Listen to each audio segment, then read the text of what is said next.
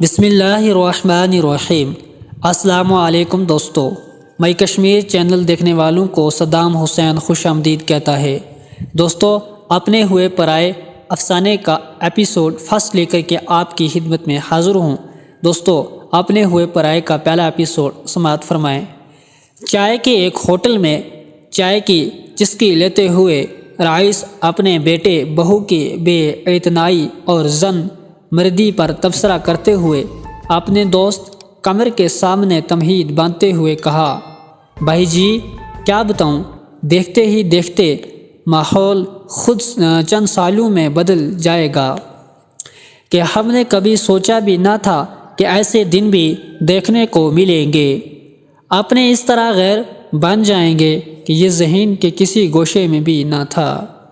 میرا تو سارا ارمان مٹی میں مل گیا۔ رئیس کی یہ بات سن کر قمر نے چائے کی گھونٹ اور شکایت کا مزہ لیتے ہوئے کہا، یہ تو تم نے ٹھیک کہا بھائی جان۔ ارے میں کیا بتاؤں، مجھے تو لگتا ہے گھر گھر کی یہی کہانی ہے۔ ابھی تو تمہاری پہلی بہو آئی ہے اور تمہیں دن میں تارے نظر آنے لگے ہیں۔ مجھ سے پوچھ، میری تیسری بہو آئی ہے اور تینوں بار الٹا تجربہ ہوا ہے۔ چاہے بہو اپنے ملنے جلنے والوں میں سے لاؤ یا غیر سے، سب نے ایک ہی سبق پڑھا ہے کہ بس میاں کو مٹھی میں کر لو اور زندگی بھر عیش کرو۔ قمر نے رئیس کی ہاں میں ہاں ملاتے ہوئے کہا، ویسے تو میں اپنے گھر پر میں کم ہی رہتا ہوں، مجھے تو 2 وقت کی روٹی اور بوٹی سے مطلب ہے، مگر میری بیگم بتاتی ہیں کہ تمہارے چلے جانے کے بعد گھر میں حرم مچا رہتا ہے، اس لیے کہتی ہوں کہ گھر پر بھی کوئی شام رکا کرو اور یوں ہی بے سبب نہ پھرا کرو۔ گھر کو اگر آپ نے نہیں سنبھالا تو بنا بنایا اپنا آشیانہ اجڑ جائے گا، جسے ہم نے مشقت سے تنکا جمع کر کے بڑے چاؤ سے سجایا ہے۔ مجھے بھی اس کی بات سمجھ میں آ رہی ہے کہ پہلے بڑوں کا جو احترام تھا، میں دیکھ رہا ہوں کہ وہ رشتہ اب دن بدن کمزور ہوتا جا رہا ہے۔ قمر نے کہا، مگر ہوا کیا ہے؟ رئیس نے جواب دیا، ہوا کیا ہے، جو ہونا تھا وہ ہو چکا ہے۔ بھائی وہی بیٹا جسے میں اپنے بڑھاپے کی لاٹھی سمجھتے تھے اور جو ہم سب کی آنکھوں کا نور اور دل کا سرور تھا، اس کی نظروں میں میں اب پھرا ہوا پاتا ہوں۔ اسے کسی کام سے بلاتا ہو تو وہ سنی انسنی کر کے نکل جاتا ہے۔ یہ کام کا بہانہ کر کے 9 دن 11 ہو جاتا ہے اور ہم کھڑے اپنے عرض مداحنہ پر افسوس کرتے رہ جاتے ہیں کہ بات بھی کھوائی التجا کر کے۔ اگر اس کی امی اس سے کچھ کہنے کے لیے بے تابانہ دوڑ کر جاتی ہے تو وہ اس کے پاس سے تیزی کے ساتھ بات سنے بغیر ہی نکل جاتا ہے۔ رئیس کی بات سن کر قمر نے کہا، مگر تمہاری بہو کا کیا اس میں تمہاری بہو کا کیا دوش ہے، اس کی کیا غلطی ہے؟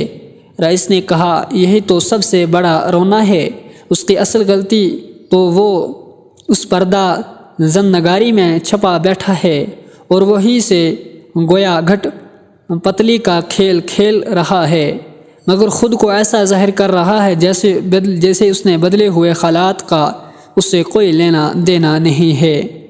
قمر نے وضاحت چاہی تو رئیس نے کہا، کل کی بات سنو۔ میری بیگم کی طبیعت 2 دن سے ناساز تھی، اسے بخار تھا، کھانسی کا عارضانہ بھی لاحق تھا، اسے دوا کی ضرورت تھی۔ خیر میں نے دوا لے لی تھی، مگر پانی کھول کر ٹھنڈا کر کے اسے کھانا تھا۔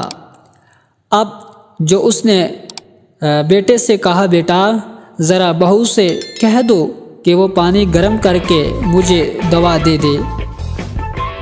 اتنا ہی تو کہنا تھا، بس اسے تاؤ آ گیا۔ اس نے غصے سے پہلے تو اپنی امی کی طرف دیکھا اور پھر ابھی کچھ اپنی بیوی سے کہتا۔ اس سے پہلے اس نے ایک نگاہ ادھر کی، نہ جانے بہو کی نگاہوں میں کیا نظر آیا کہ اس نے کہہ دیا، امی وہ تو ابھی بال سنور رہی ہے اور میرے ساتھ شاپنگ کے لیے بازار جانے کے لیے تیاری کر رہی ہے۔ وہ اب کچن میں کیسے آ جائے؟ گرمی بہت زیادہ ہے، پھر سے نہانا پڑ جائے گا اور اس کا میک اپ خراب ہو جائے گا۔ اور میں دوسرے کمرے میں موجود یہ سب سن رہا تھا۔ میں نے اب چپ رہنا مناسب نہیں سمجھا۔ میں نے کہا بیٹا تمہاری امی اس حال میں پڑی ہے، اول تو تم نے دوا لانے سے انکار کر دیا، دوسرا یہ کہ تم کو اپنی امی کی خدمت کرنی چاہیے، اس کے پاس بیٹھ کر حال دریافت کرنا چاہیے تھا۔ اسے تمہاری محبت کے 2 بول کی ضرورت ہے۔ ممکن ہے کہ اس سے ہی اس کا دل بہل جائے اور اس کی آدھی بیماری دور ہو جائے۔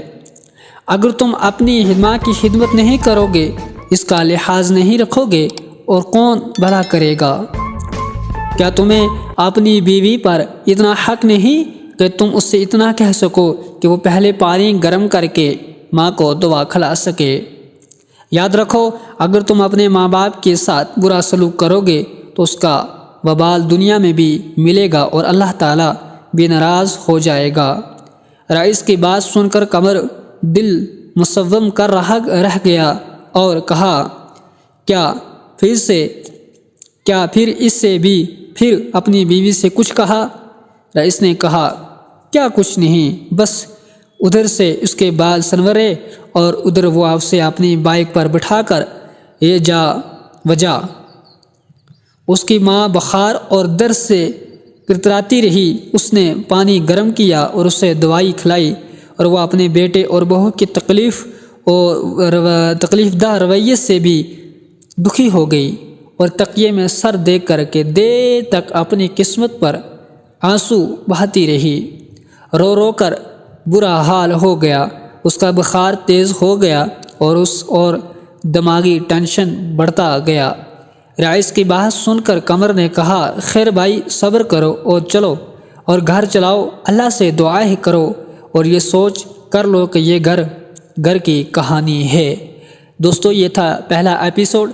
آپ نے جو سنا پوری ویڈیو کو دیکھیے گا، سنیے گا اور دوستوں میں شیئر ضرور کیجیے گا، تاکہ ہمیں ماں باپ کے احترام کرنے کا جو اللہ تعالیٰ نے اعزاز حاصل کیا ہے وہ تاکہ ہم اپنے فرائض کو انجام اچھے ڈھنگ سے دے سکیں۔ اللہ تعالیٰ ہماری اس خدمت کو قبول فرمائے۔ دوستو انشاءاللہ تعالیٰ کل ہم آپ کے لیے دوسرا ایپیسوڈ لے کر کے حاضر خدمت ہوں گے، اور اس سے پہلے اجازت لینے سے قبل آپ سے ہماری التجا ہے کہ ہمارے چینل کو سبسکرائب کریں، بیل آئیکن کی بٹن کو کلک کریں، ویڈیو کو لائک کریں، شیئر کریں۔ آج کے اس ایپیسوڈ سے اپنے میزبان کو دیجیے اجازت۔ اللہ حافظ۔